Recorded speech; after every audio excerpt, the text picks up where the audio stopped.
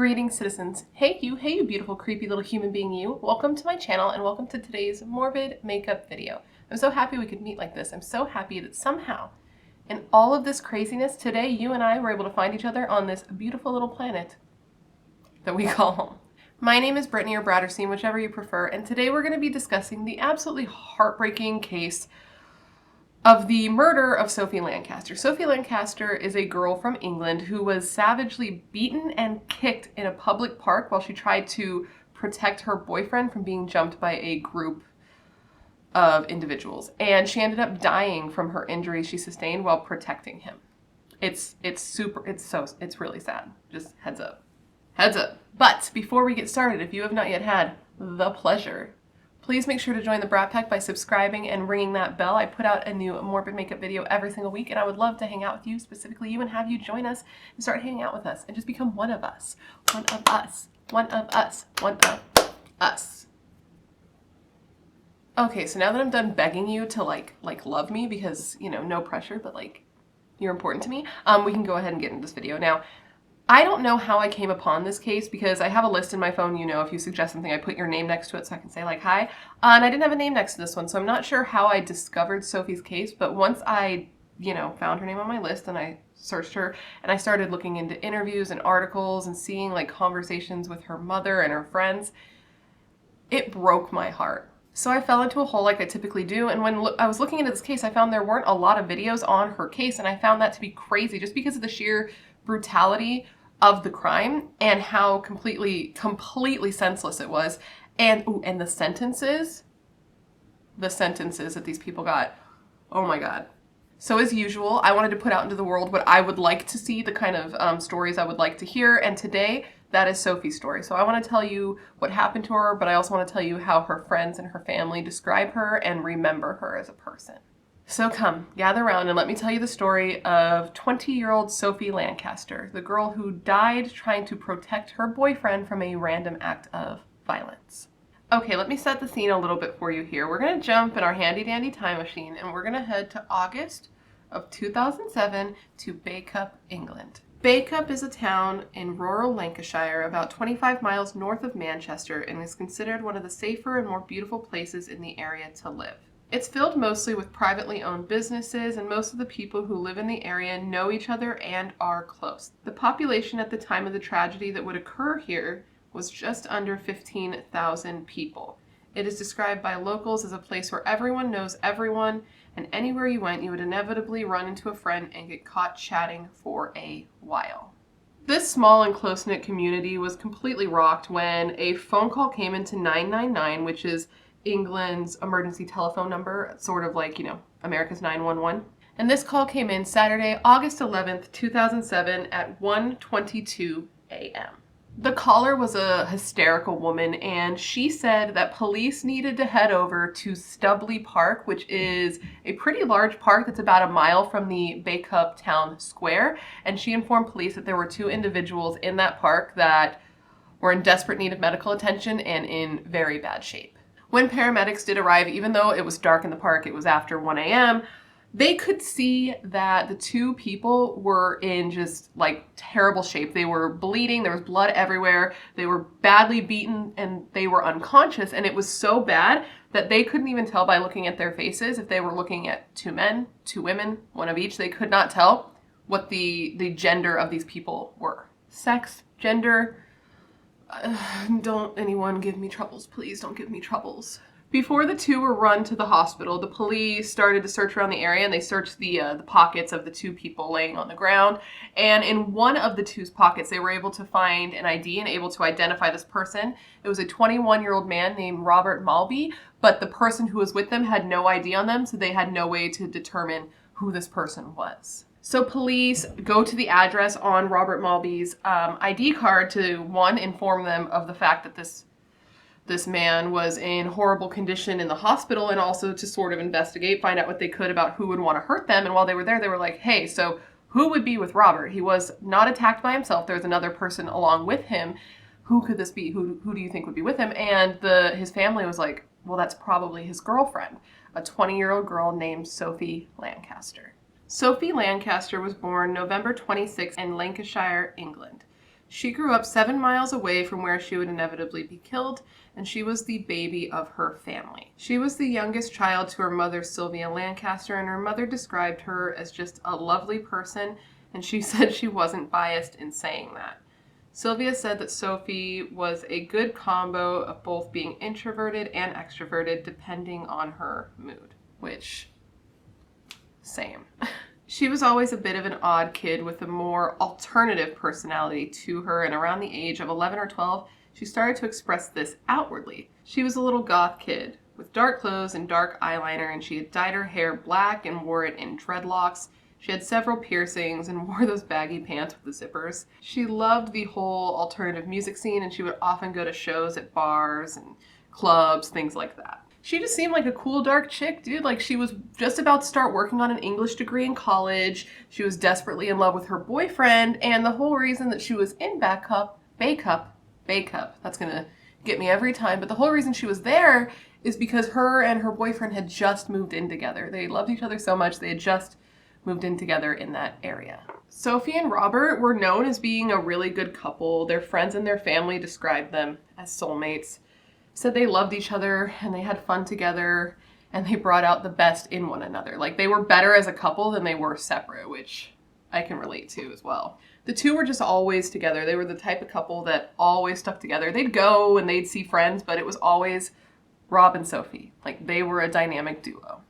They often talked about the future, the type of life they wanted to have together. They were planning to be together in the long term, and they just had a lot of similar interests and they just clicked super, super well. And Sylvia, Sophie's mom, loved Robert. She thought he was great. She thought he was great for her daughter, and she really hoped that the two would end up getting married and having kids one day.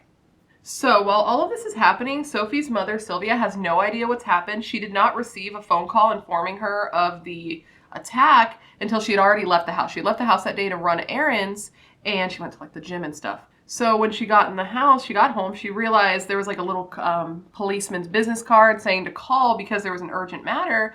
And she realized that she had 10 voicemails waiting for her. And before she could even like figure out what was going on and listen to her voicemails, her son called her, Sophie's brother, and said that he heard what happened. He said he was on his way home, said that they could go to the hospital together. And she was like, what are you talking about? And he informed her that Sophie had been attacked in the park and that she was in the hospital and that everything was okay. But Sylvia said that at that moment she felt in the pit of her stomach that it wasn't okay. Like, mother's instinct, she's like, no, this is not okay. Unfortunately, she was right. When Sylvia and Adam was Sophie's brother, arrived at the hospital, they found that both Sophie and Robert were in comas. They had fallen into comas due to the beatings that they had sustained. Apparently they had been beaten and kicked repeatedly in the body and in the head. It was so bad that Robert had bleeding in his brain, and Sophie, who wore her hair in dreadlocks, had some of her dreadlocks forcibly removed, like ripped out of her head, and her scalp was missing. So police were now tasked with the challenge of trying to figure out who would have beat these two kids so savagely. When they looked into them, they found that they were both really well liked. They had a large group of friends, and everybody seemed to like them. They weren't the type of people who got into drama or got into fights.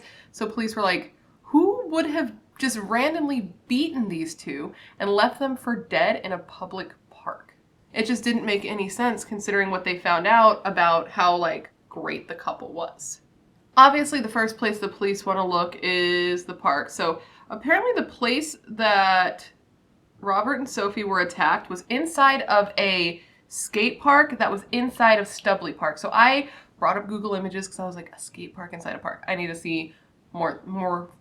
I need the whole picture. So I went and I looked, and it looks like it's a giant park that has it like sectioned off. So there's an area with like football fields, a skate park, like play place for kids, a freaking dirt bike, not a dirt bike track, but like a BMX bike track. Like, it's a big park. And where they were attacked was a part that was sectioned off that was an actual skate park within a park. So when they searched the area that the couple was actually attacked, they found, giant pools of blood from where the two had laid on the ground. They also found bottles and cans from people who had been drinking. So they took those because they thought it might be related. Turns out it was.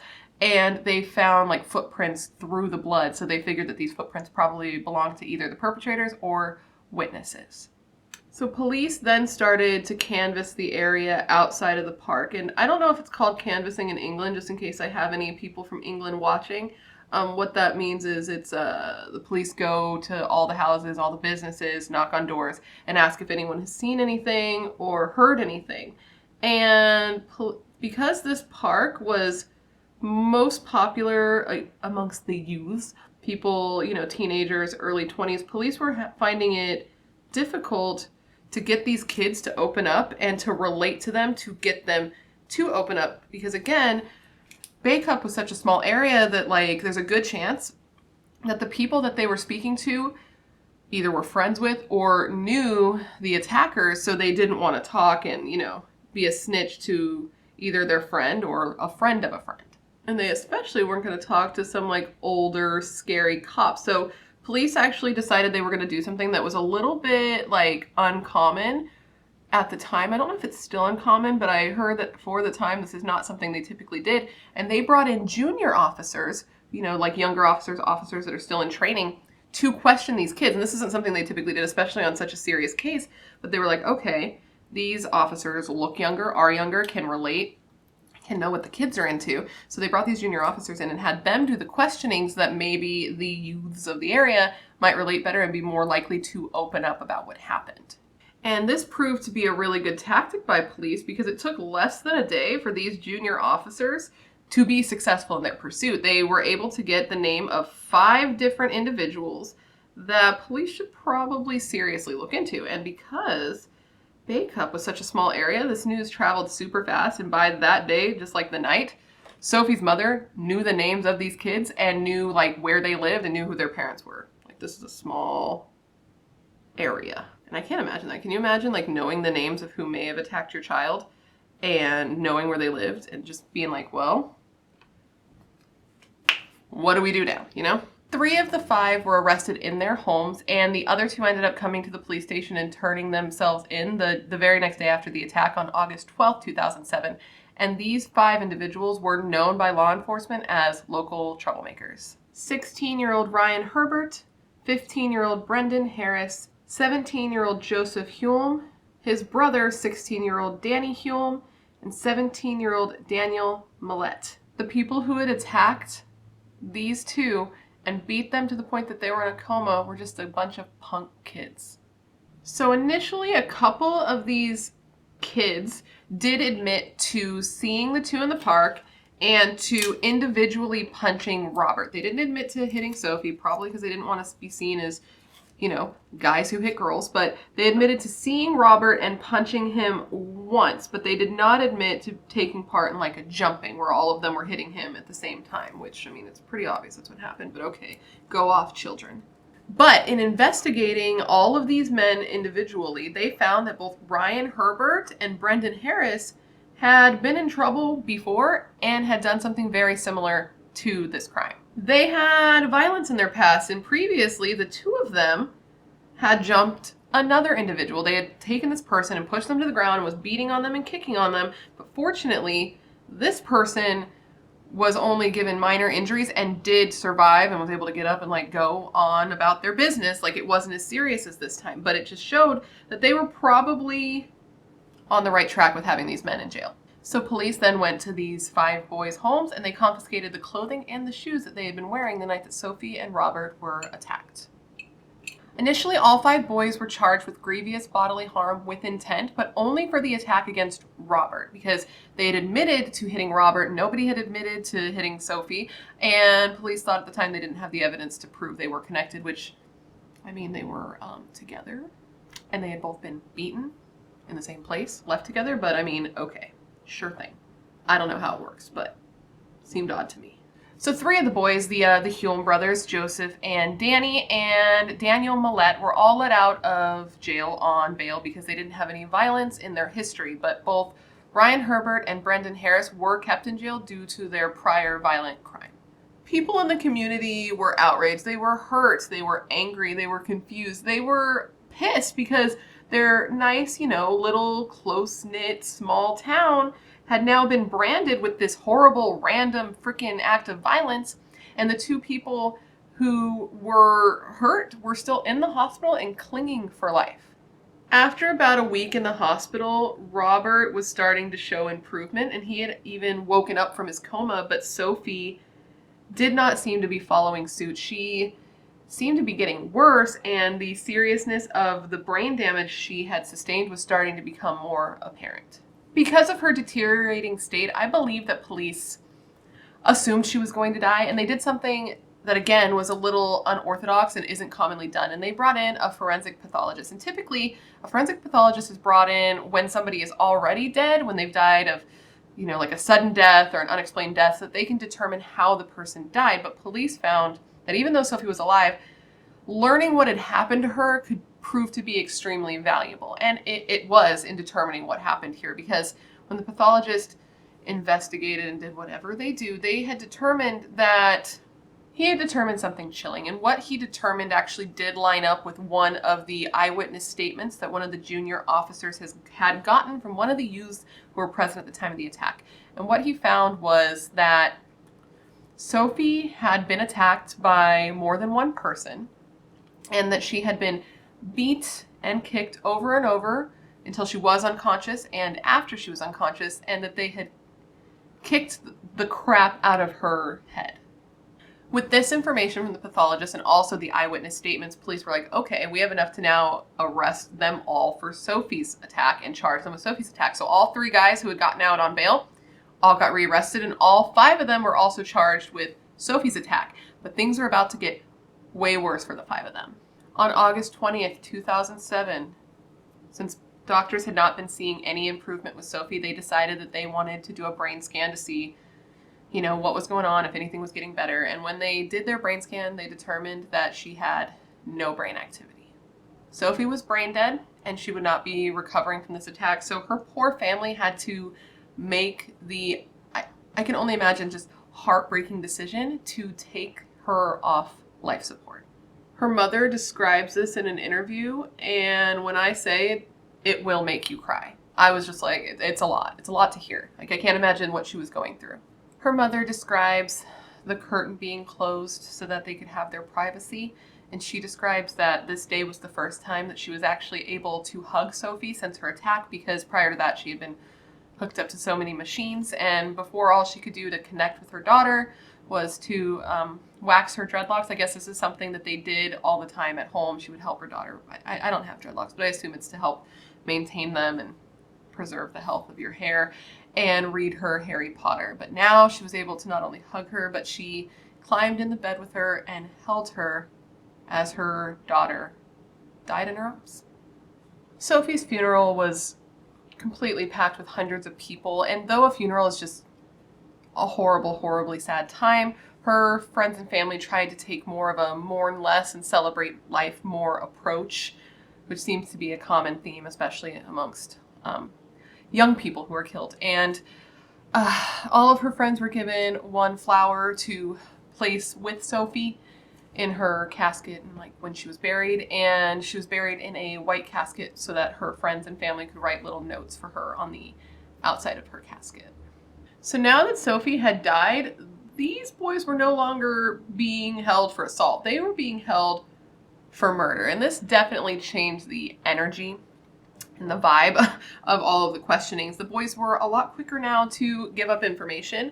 They were a lot more apt to be talking and to do whatever they could to separate themselves from the murder and turn in the guilty parties. So Brendan Harris blamed the entire attack on Sophie strictly on Ryan Herbert. And Ryan Herbert did have the most evidence on his clothing and the most evidence against him. I guess inside of his pant legs, there was blood splattered all inside of his pant legs, and also blood deeply embedded in the treads of his shoes from when he was stomping on her bleeding body. And in addition to this, Ryan had actually admitted to his mother over a recorded phone call that he had, in fact, stomped Sophie.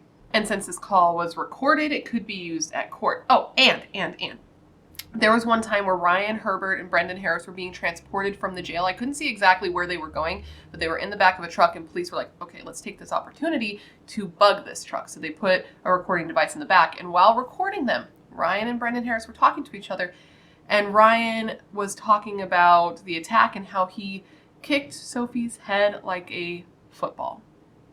And if that in itself doesn't make you mad, wait until you get to the sentences for these boys. All 5 men pleaded guilty to the crime of grievous bodily harm with intent for Robert Mulby, and all 5 of them were up for being charged with first-degree murder for the death of Sophie Lancaster.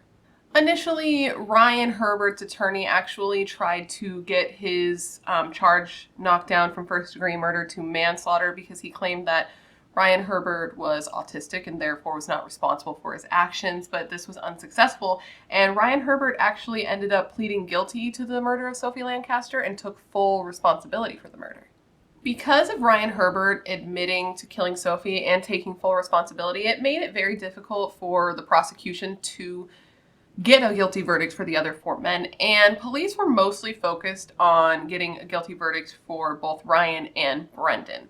I couldn't see if they had more evidence against Brendan or if it's just because the 2 of them had been known for attacking people together in the past, but they definitely didn't have as much evidence against Brendan as they did against Ryan. But they did have eyewitness testimonies from people who were at the park who said that it was both Ryan and Brendan who were attacking Sophie, and the pathologist's report that showed that 2 people had taken part, at least 2 people had taken part in her attack and murder. I'm now going to tell you what is believed to have happened that night based on the evidence that they had, the eyewitness testimonies, and the testimony of Robert himself.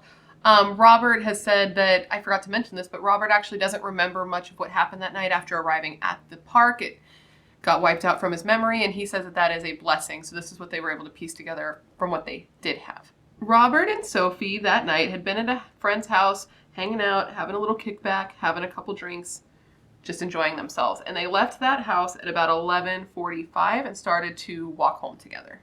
On the way home, the 2 stopped in at a garage, and I had to look into this, and apparently in England, a garage is like a gas station in America. I don't know if it's called different things in different places besides a garage and a gas station, but the place where you fill your car with gas and was like a convenience store. They stopped in there and they purchased some cigarettes.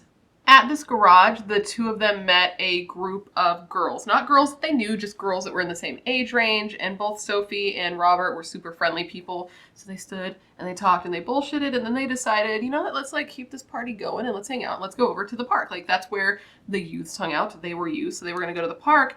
And the last thing Robert remembers is feeling a little bit anxious about going to the park, but going anyway. And this is where his memory cut out, and thankfully he doesn't remember the rest or the attack. The 5 boys that would inevitably attack and murder Sophie were already there at the time, and I think they actually did know these girls, but they were just there chilling, drinking some alcohol. And out of nowhere, these boys, for whatever reason, got it in their head that they didn't like Sophie and Robert. They didn't like how they dressed. They didn't like the style that they had and their piercings in their hair.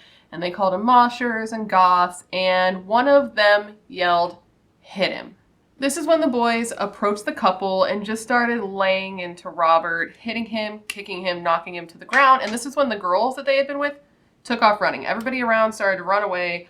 I don't know if they all left or if they were watching from a distance, but they like booked it, and they just started beating the crap out of Robert. And once he was on the ground, no longer moving, they sort of dispersed a little bit. And Sophie, who I'm sure was just like losing her mind, because what can she do? She's watching all of these men, boys, guys, beat the crap out of the guy that she loves. So she like drops to her knees and scoops him up and is cradling him in her lap. He's unconscious, bleeding, and she's holding him, trying to make sure he's okay.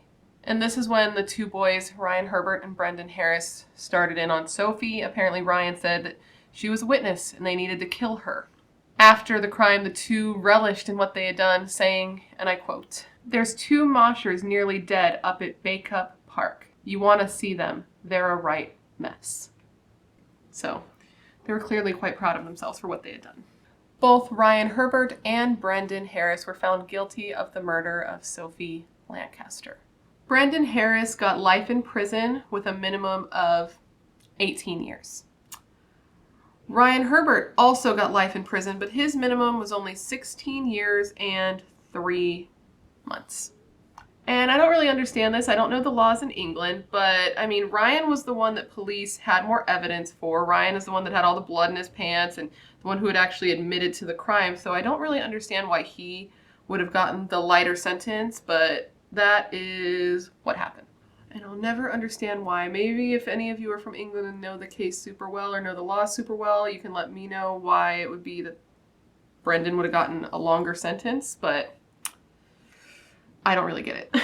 Ryan Herbert ended up appealing his conviction because he said in his appeal that he didn't get enough of a reduction in his term, his jail term, that he should have gotten legally based on giving an early confession. And this isn't something that's super common in America, but apparently if you give a confession, a guilty plea, early in the investigation, you are to get 1/6 of your sentence or 5 years taken off your total time, whichever is less.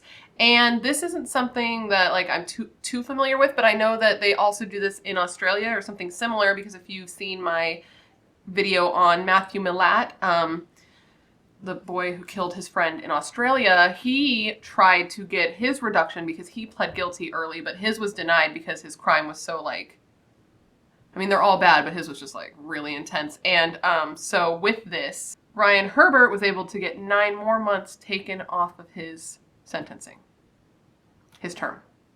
That was already only 16 years and 3 months for a murder. The judge at the time of the trial described the attack as feral thuggery, and he said, he or she said, and I quote, "This was a terrible case that has shocked and outraged all who have heard about it. At least wild animals, when they hunt in packs, have a legitimate reason for doing so, to obtain food. You have none, and your behavior on that night degrades humanity itself." The other 3 boys, the ones who pled guilty to attacking Robert, they were each given between 4 and 6 years, and Robert spent several months recovering from his injuries, his physical injuries, in the hospital. So now we just wait, we just wait until the day that these people get released from prison because of their super short sentences. I know that the first 3 have already been released, but the latest on this case, which is going to frustrate you, everything in this case is incredibly frustrating to me, but Ryan Herbert, the one who, admitted to the crime, talked about kicking Sophie's head like a football, had blood in his pants and in his shoes from stomping her to death. Well, you know how he had gotten his sentence already reduced. It was already small, right? 16 years for murder is not very much. And then he got it reduced to 15 and a half. Well, in 2020, the high court judge ended up shortening his sentence yet again to 14 and a half years. Because apparently Ryan Herbert, who's now 28, has made exceptional progress in jail. He's doing a really great job. So he's going to be up for release in 2022. Which is incredibly frustrating because, okay, great, he's making exceptional progress. Well, Sophie's dead. Her family's lost her forever. I don't know how much they care about his exceptional progress. I don't know how much I care about his exceptional progress. Now, why did these kids do this? Well, the media would have you believe that these kids were attacked because they were different. These kids were attacked because they were goth. That's what the, slogan and tagline was for this case is, Sophie murdered for being a goth. Sophie murdered for being different. And if you've heard of this case, that's probably how you've heard of this case. That's how I found this case. But I've read a lot of articles and watched a lot of videos on this case, and one that was of particular interest was an article that Robert, Sophie's boyfriend, the one that she was cradling when she was killed, an interview with him. And he says that saying that Sophie was killed for being goth and Sophie was killed for being different is a gross simplification of what happened here, and that it deflects the blame a little bit and puts it on her, that if she had done something different, that somehow she would have lived, instead of putting complete blame on the assholes who killed her. He says that on the night they were attacked, they weren't even, super gothed out. He says he was wearing blue jeans and a green hoodie, and the only thing that would even set them apart would be their piercings. Of the attack, he said, and I quote, "I have never seen it as a hate crime. It's always like, Sophie Lancaster was killed because she was a goth. No, she wasn't. She was killed because some arseholes decided to kill her. Why can't we ask what it is about them that made them want to murder someone? Not what it is about someone that made them be murdered." But she has a good point. Robert is in his 30s now, and he has earned himself an illustration degree, and I would like to believe at this point that he is happier, because at the time of this interview, which was in 2017, he seemed rightfully really angry and hurt and bitter. At least that's how it read to me. He talked about her funeral, and he talked about how he couldn't believe that she and her whole life had fit into such a small white box. He said that he was upset. He was upset at how many people came to her funeral. Her funeral was packed with hundreds of people and friends and family and news crews, and he says he knew they had good intentions, but he couldn't help getting upset. He thought to himself, did you even ever have a meal with her? Did you know how she took her coffee? You just saw this archetype on the news. You did not know her. He also mentioned what it was like to say goodbye to her at her bedside, and he could not get through this thought. After his and Sophie's attack, Robert said that he found the whole world and life itself just terribly meaningless. He says that life is chaos, and in the grand scheme of things, nothing really matters anyway. He says that no matter how significant something is to you, the universe does not care. But he says that there's something freeing in knowing that, because you can do whatever you want and whatever makes you happy.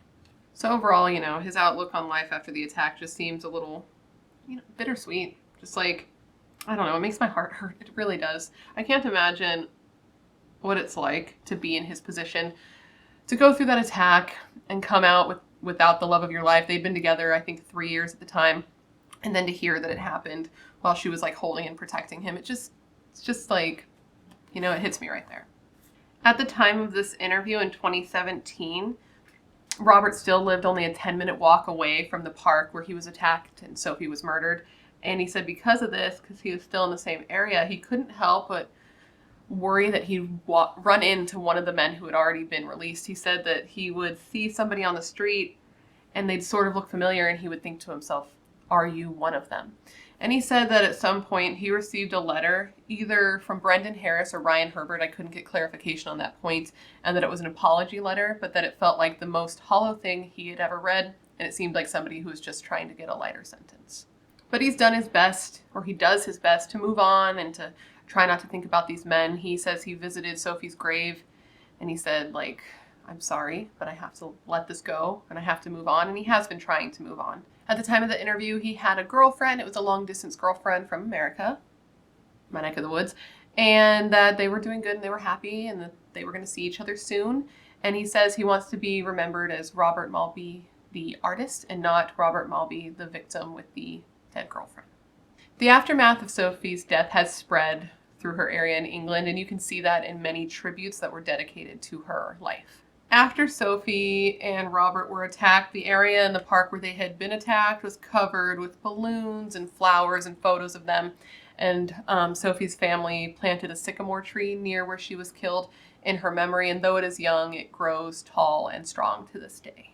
A charity was set up in Sophie's name by her mother, and it focuses on eradicating discrimination for people who find themselves in alternative subcultures. It's called Stamp Out Prejudice, Hatred, and Tolerance Everywhere, SOPHIE, Sophie. Her mother wants it to be a memory of Sophie and to show that all our alternative kids, the goths, the punks, the emos, the metalhead heads, they are all important, they all matter, and what they do is a celebration of themselves and who they are and has nothing to do with you.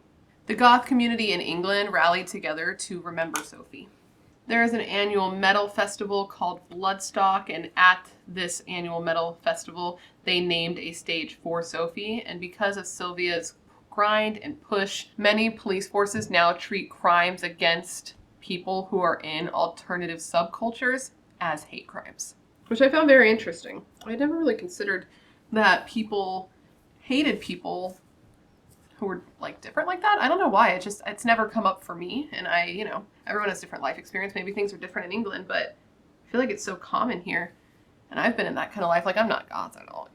I don't know what I am, but I've never experienced that myself. So it's kind of interesting to know that in England, that's seen as a hate crime. I did not know that. And that, my friends, is the story of the murder of 20-year-old Sophie Lancaster. And now I ask you, what do you think? I think it's one of the saddest things that I have ever heard, and I don't know how it's possible that I didn't hear about this case sooner. I cannot even imagine going through what these two went through. I cannot imagine being Sophie and watching the guy that she loved be freaking jumped by a group of 5 people and get knocked to the ground and be beaten and kicked and bleeding, and then like to hold him and hope he's okay. And I doubt that she was even scared for herself. I bet she believed, I'd have to imagine that she thought because she was a girl, she was safe. Like, did she even see it coming? And by a bunch of kids, these guys were so young. Like, why did they have so much pent up like rage and aggression to do something so random and so absolutely horrible? I find that so wild.